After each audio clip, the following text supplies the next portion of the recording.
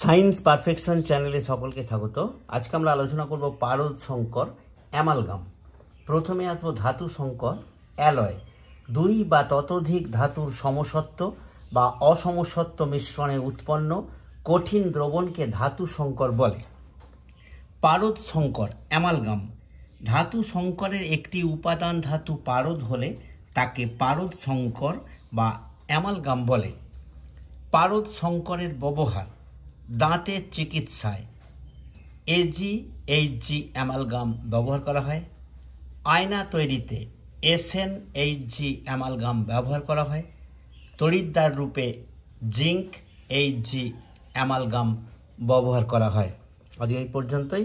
আমার ক্লাসটা ভালো লাগলে একটা লাইক দেবে, বন্ধুদের সাথে শেয়ার করবে এবং চ্যানেলটিকে সাবস্ক্রাইব করবে।